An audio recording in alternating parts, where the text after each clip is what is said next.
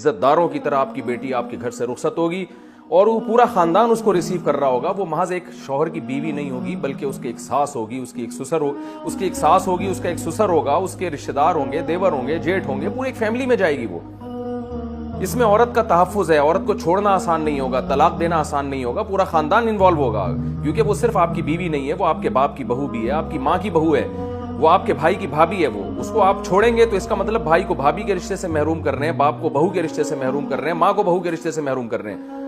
ان تمام چیزوں کو ملیا میٹ کر کے بس وہ جو گورے جس کلچر کی طرف چل رہے ہیں, نبی صلی اللہ علیہ وسلم نے فرمایا لَتَتَّبِعُنَّ سُنَنَ الَّذِينَ مِن قَبْلِكُمْ, تم لوگ اپنے سے جو پہلے یہود و نصارہ ہیں نا ان کو فالو کرو گے اور اتنی الٹی چیزوں میں ان کو فالو کرو گے. حدیث کا مفہوم ہے کہ آپ صلی اللہ علیہ وسلم نے فرمایا اگر ان میں کوئی گوہ کے بل میں گھسا ہوگا تم بھی وہاں گھسنے کی کوشش کرو گے, حالانکہ جو گوہ کا بل ہے وہ انسانوں کے رہنے کی چیز نہیں ہے. لیکن اگر کوئی گورا اس میں گھسا ہوگا نا تو آپ کہو گے یار یہ بھی فیشن ہے, یہ بھی کلچر ہے, گورا کیونکہ گو کے بل میں گھس کے رہتا ہے تو میں بھی اس میں گھس کے رہوں گا. تو سینس لیس باتیں ہو رہی ہیں ہمارے معاشرے میں کیونکہ یورپ کر رہا ہے, امریکہ کر رہا ہے, گورے کر رہے ہیں.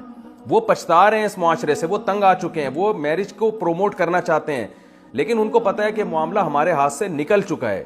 وہ شادی کو پروموٹ کرنا چاہتے ہیں, تبھی تو ان کے یہاں اتنے سخت قانون ہے کہ ڈیورس دینے پر آدھی جائیداد دینی پڑتی ہے, اس لیے کہ وہ چاہتے ہیں کہ کامیاب ازدواجی زندگی ہو. لیکن اب معاملہ ان کے ہاتھ سے نکل چکا ہے. جو غلطی وہ کر رہے ہیں آج ہمارے ہاں بھی وہ غلطیاں کی جا رہی ہیں. یہ کام ہندوؤں کے کرنے کا ہے, girl friend boy friend Valentine day منانا اور گرل فرینڈ کو پھول پیش کرنا اور اس کو جو ہے نا وہ تحفے تحائف دینا, یہ ہندوؤں پہ سوٹ کرتا ہے کیونکہ ان کے پاس کوئی سسٹم نہیں ہے, ان کے مذہب کی کوئی ٹھوس تعلیمات نہیں ہے اس بارے میں. یہ کام عیسائیوں پہ سوٹ کرتا ہے کیونکہ ان کے پاس سسٹم نہیں ہے, تباہ ہو گیا, ان کی آسمانی کتابوں میں تحریف ہو گئی. یہ یہودیوں پہ سوٹ کرتا ہے, یہ سکھوں پہ سوٹ کرتا ہے. ہم مسلمان ہیں, ہمارے پاس الحم سے لے کے والناس تک اللہ کی کتاب قرآن مجید کی شکل میں موجود ہے اور قرآن دو ٹوک لفظوں میں کہہ رہا ہے کہ تمہارے پاس عورت تک پہنچنے کا صرف ایک راستہ ہے, وہ ہے نکاح.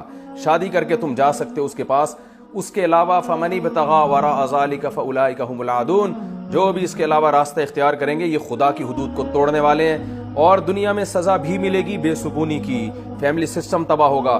اصل سزا ان لوگوں کے لیے آخرت میں ہے جو جہنم کی آگ کی صورت میں اللہ نے رکھی ہے.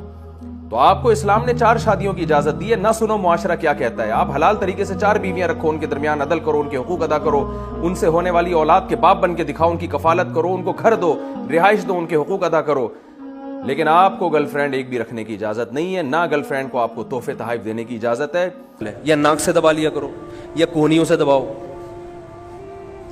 بھائی جو چیز حرکت کر رہی ہے پھر وہی ہوگی, ٹھیک, انگلیوں کے جوڑ صحیح رہیں گے اور وہ بھی 2-4 جو استعمال میں آ رہی ہیں, چھوٹی انگلی تو استعمال میں آتی نہیں ہے. تو یا تھوڑی بہت پلکیں سیٹ رہیں گی. تو میرے بھائی کمر کو ٹھیک رکھنا ہے تو کمر حرکت میں لانا ضروری ہے. کیا خیال ہے؟ گھٹنے صحیح رکھنا ہے تو گھٹنوں کو حرکت میں لانا, دماغ صحیح رکھنا ہے تو دماغ کو حرکت میں سوچ کے لانا ضروری ہے. آج لوگ دماغ تیز کرنے کے لیے خمیرہ گاؤ زبان تو کھاتے ہیں. میں یہ اس لیے کہہ رہا ہوں تاکہ پتہ چل جائے کہ دماغ تیز ہوتا ہے خمیرہ گاؤ زبان سے, ورنہ لوگ کہاں کھاتے ہیں لوگوں کو پتہ ہی نہیں ہے. اور دماغ تیز کرنے کے لیے بادام کھاتے ہیں. دماغ تیز کرنے کے لیے سب سے پہلے ضروری ہے کہ دماغ کو حرکت میں رکھا جائے. اور دماغ کی حرکت کیسے ہوتی ہے؟ ایسا نہیں کہ گردن یوں ہلانا شروع کر دیں, حرکت میں سوچنے سے.